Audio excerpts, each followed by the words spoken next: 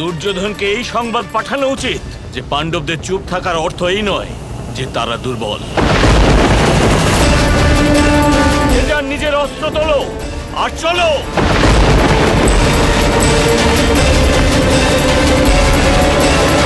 মাধব, শত্রুরা আমাদের আক্রমণ করছে, আমাদের সুযোগ কমে যাচ্ছে।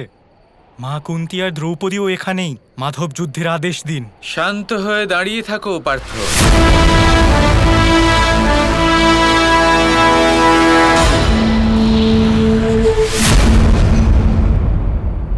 যুদ্ধ করার কোনো প্রয়োজন নেই।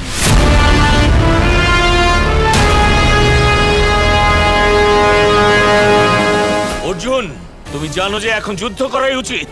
তোলো অস্ত্র আর চলো।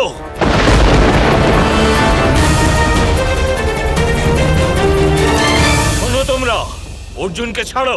তোমরা অস্ত্র তোলো আর যুদ্ধে চলো। দাঁড়াও, গেলে 5 জন একসাথে যাবে, নয়তো যাবে না। কৃষ্ণ, এ তুমি কি বলছো? এতজন সৈন্য একসাথে আক্রমণ করছেন আর তুমি অর্জুনকে যেতে বারণ করছো? না কুন্তি পিসি, আমরা যুদ্ধ করব না। মা, শত্রু দরজায় দাঁড়িয়ে আর সেই অবস্থায় যুদ্ধ না করা হলো বোকামি। এভাবে তো আমরা শীঘ্রই মারা যাব। মা, দাদা অর্জুন, অস্ত্র তুলুন আর যুদ্ধ করুন। হ্যাঁ দাদা, অস্ত্র তুলুন আর লড়াই করুন। তোমার ভাই ঠিক বলছেন অর্জুন, লড়াই করো।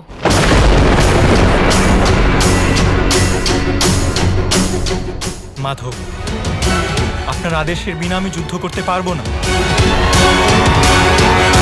মাধব, শত্রুরা আমাদের আক্রমণ করছে, আপনি আদেশ দিচ্ছেন না কেন? কারণ যুদ্ধ নয়, শান্তি সর্বশ্রেষ্ঠ পার্থ।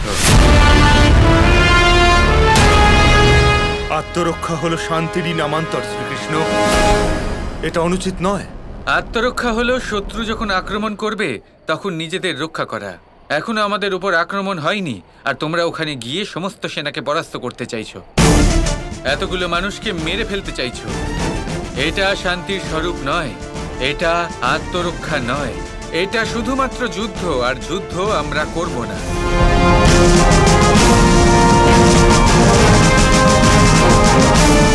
মাধব সত্য বলছে। ঠিক আছে, আমরা তাহলে অপেক্ষা করব, কিন্তু তার মধ্যে যদি কারোর কোনো ক্ষতি হয় তাহলে তার জন্য আপনিই দায়ী হবেন কৃষ্ণ। কৃষ্ণ, আমি একবার লাক্ষাগৃহ দেখে নিয়েছি, আবার একবার নিজের পুত্রদের বিপদে দেখতে পারবো না। যদি ওদের কিছু হয় তাহলে কিন্তু তুমি দায়ী।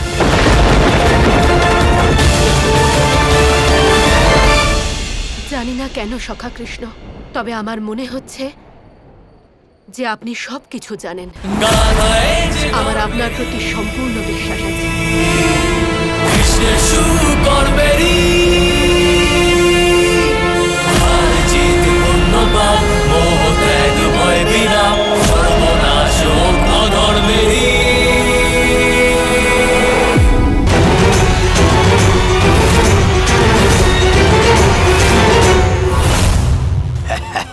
আমাদের সৈন্য যে কোনো মুহূর্তে পাণ্ডবদের উপর আক্রমণ করতে পারে।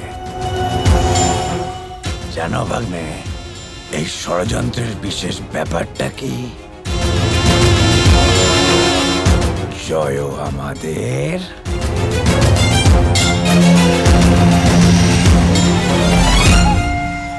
রাজ্যও আমাদের। এর অর্থ কি মামা? অর্থাৎ ভাগ্নে, পাণ্ডবের আর কোনোদিনও হস্তিনাপুর আসবে না। যখন আমাদের সেনা পাণ্ডবদেরকে আক্রমণ করবে, হয় আমাদের সেনারা মরবে অথবা পাণ্ডবেরা। যদি পাণ্ডবেরা মরেই যায় তাহলে জেনে রেখো সমস্যার সমাধান এখানেই হয়ে গেল। আর যদি কোনো কারণে পাণ্ডবেরা আমাদের সৈন্যদের আক্রমণ থেকে বেঁচেও যায়, তাহলে আমরা হস্তিনাপুরে ফিরে এটা বলবো যে আমাদের সেনারা শান্তি প্রস্তাব নিয়ে পাণ্ডবদের কাছে গিয়েছিল, কিন্তু পাণ্ডবেরা সেনাদেরকে শেষ করে দিয়েছে, মেরে ফেলেছে তাদের। তাতে হবে কি ভাগ্নে? পাণ্ডবেরা আমাদের শত্রু হয়ে যাবে, আর হস্তিনাপুর থেকে পাণ্ডবদের সম্পর্কই ছিন্ন হয়ে যাবে। অর্থাৎ জয়ও আমাদের আর রাজ্য আমাদের। রাজ্য আমাদের।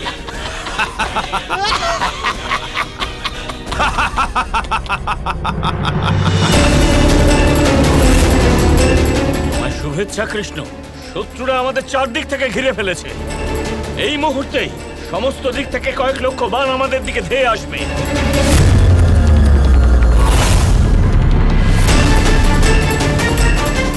সেনাপতি আক্রমণের অপেক্ষাতেই আছে হয়তো এখন।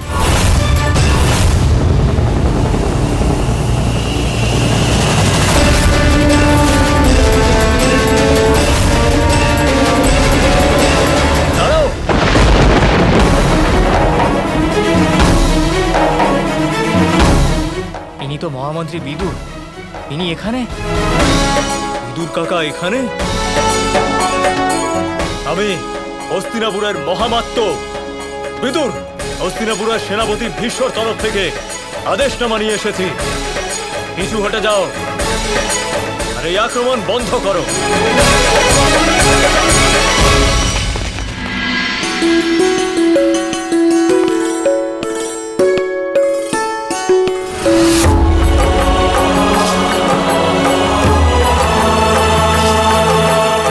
কাকামণি বিদুর, যশস্বী হও পুত্ররা। প্রণাম বৌদি। প্রণাম। প্রণাম বাসুদেব। আজ আমি হস্তিনাপুরের মহামাত্য নয়, দূত হয়ে এসেছি। পিতামহর সংবাদ নিয়ে এসেছি আপনাদের জন্য। ভালোই হলো তোমরা হস্তিনাপুরের সৈন্যদের উপর আক্রমণ করনি, না হলে বৃথাই রাজদ্রোহী হয়ে যেতে, আর কখনো হস্তিনাপুরে ফিরে যেতে পারতে না তোমরা।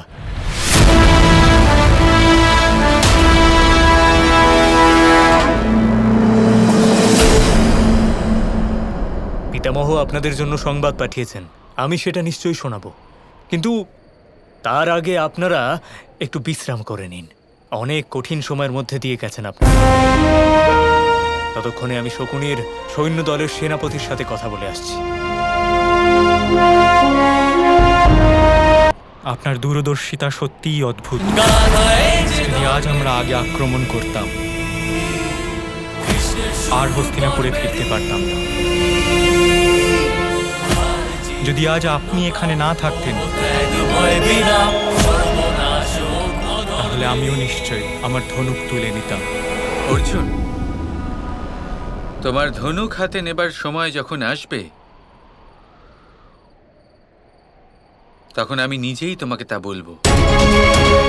তোমার সাথে আমি থাকবো, আর সেই সময় তোমার পথপ্রদর্শকও আমিই হব।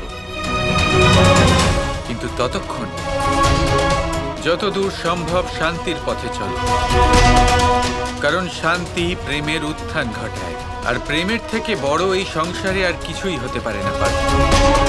যুদ্ধ শুধু আত্মরক্ষার জন্য করা উচিত।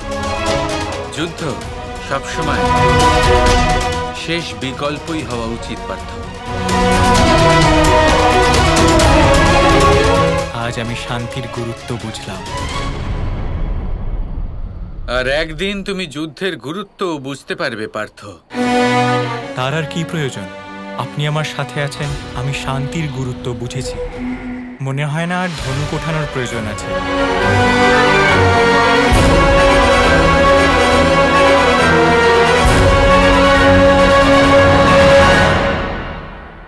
সময় অর্জুন, সময়। এই সময় অবশ্যই বদলাবে। আজকের সময় ছিল শান্তির, কাল যুদ্ধের সময় অবশ্যই আসবে।